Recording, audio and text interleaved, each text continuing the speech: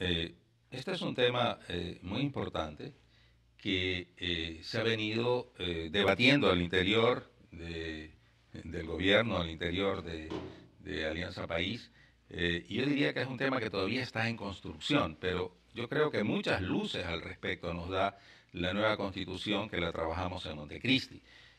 Al respecto, por ejemplo, cuando se describe el modelo económico de nuestro Estado ecuatoriano, se dice que debe ser un modelo basado en la distribución justa de la riqueza, que busque este concepto que se llama el buen vivir, que es un nuevo concepto evidentemente que intenta poner fin a una depredación de los recursos humanos, de los recursos naturales, pero también dice ya la nueva constitución que justamente debe ser un modelo donde tiene que buscarse un equilibrio entre Estado y mercado, ya, con una participación adecuada de la sociedad.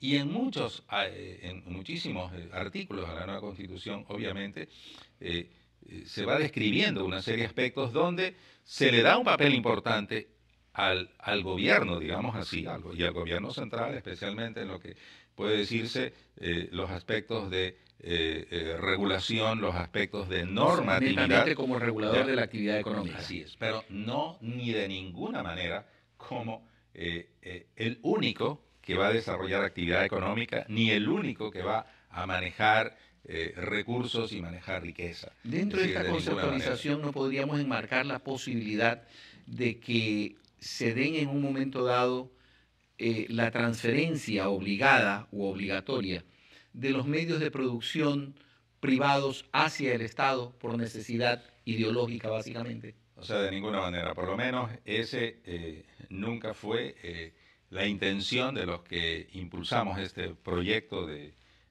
país, del proyecto político, ni los que trabajamos la constituyente.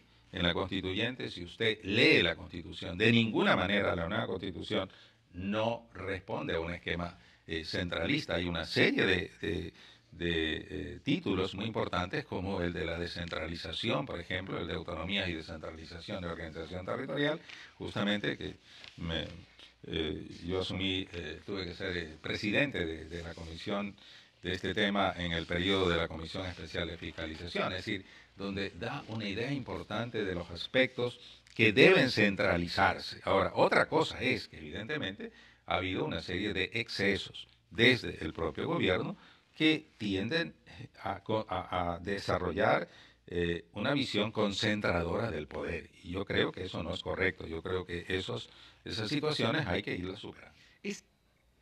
El alejamiento o acercamiento del gobierno nacional de lo que se conceptúa la revolución bolivariana liderada por el presidente Chávez se realiza y se da conforme a las conveniencias políticas internas.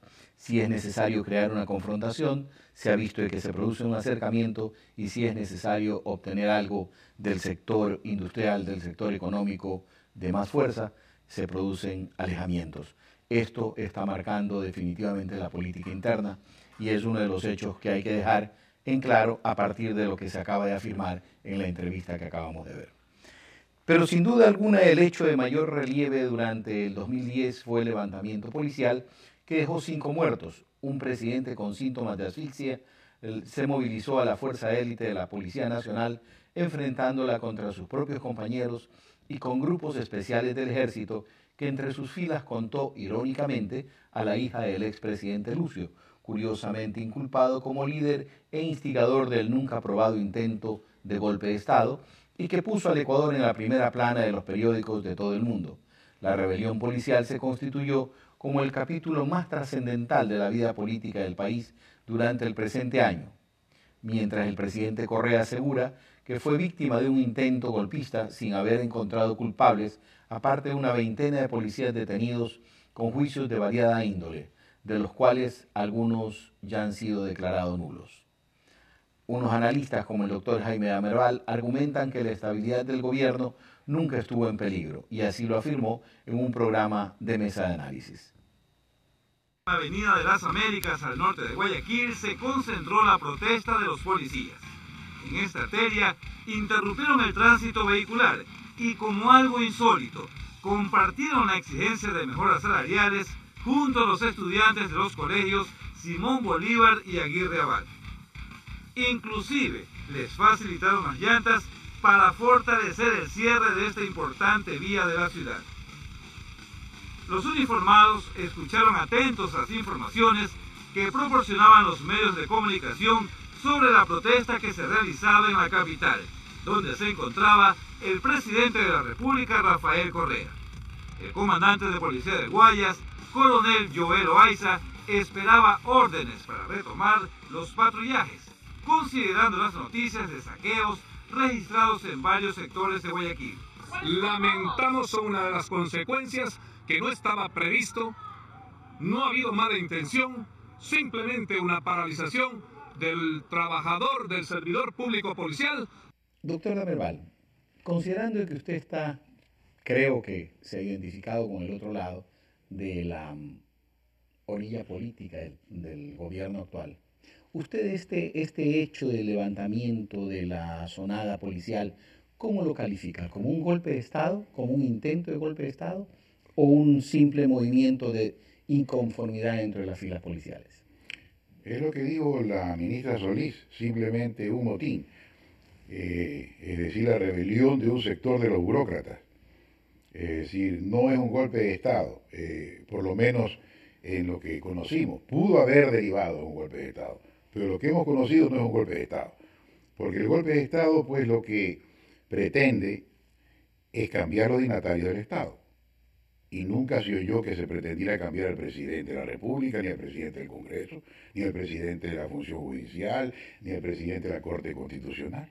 Es decir, aquí lo que hubo simplemente fue la rebelión de un sector de burócratas llamados policías que reclamaban una cuestión económica. Y que los hechos han demostrado, el día de hoy, cuando se han asignado egresos del orden de los 30 y más millones de dólares para pagar aumentos de sueldos y salarios, cuando se va a aplicar la ley con efecto retroactivo en 2 años. Eso significa después que por 2 años ha estado represado una causa justa que mortificaba y afectaba a ese sector de burócratas llamados los policías nacionales. Entonces los hechos dan la razón. Y es una forma de no ser transparente, y está mal, el que el gobierno o determinados funcionarios del gobierno quieran ahora desvincularlo uno con lo otro y decir que no, que esto estaba listo desde hace 1 año y medio, es que el acuerdo estaba a punto de salir. Eso no es admisible.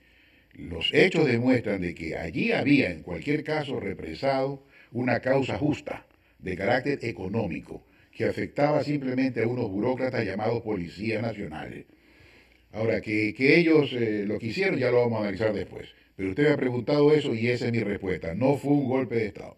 Si es que todo esto aquí no indicaría de que se está rompiendo un principio o concepto de gobernabilidad. Bueno, el principio de gobernabilidad lo rompió la Asamblea de Montecristi, cuando esta masa, que como masa es una masa de ignorantes, sin perjuicio de reconocer el valor que tenían ciertos individuos, cosa que no es extraña porque es que las asambleas, llámese Congreso, asamblea, son los espejos de la nación y no podemos pedir que una masa de 100 individuos, de diputados, como se llame el organismo, la mayoría sean pues universitarios. Siendo el espejo de la nación y siendo una nación generalmente, mayoritariamente pues analfabeta o inculta, lo cierto es de que esa masa de Montecristi le impuso a la nación, al Estado ecuatoriano, a la colectividad, un imposible, que es la semilla poderosa de este estado de caos. ¿Cuál es? El imponer que el próximo Congreso, llamado la Asamblea Nacional, no cambiara todo el sistema legal de la República del Ecuador.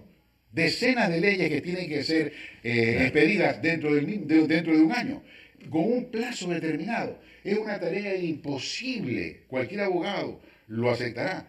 Es una sola ley, claro, que a veces demora 6 meses, 1 año, 2 años el estudio de un código. Sumamente difícil, claro. Y entonces aquí le han impuesto al Ecuador esto, y por eso es que se promulgan las leyes y se expiden las leyes como si fueran barajas de un naipe. Hasta aquí nuestro primer bloque en este resumen de fin de año de Mesa de Análisis, Política y Actualidad. Al regresar luego de la pausa recordaremos lo que dijeron nuestros invitados en temas importantes como el alza salarial y los subsidios. No se vaya, siga con nosotros.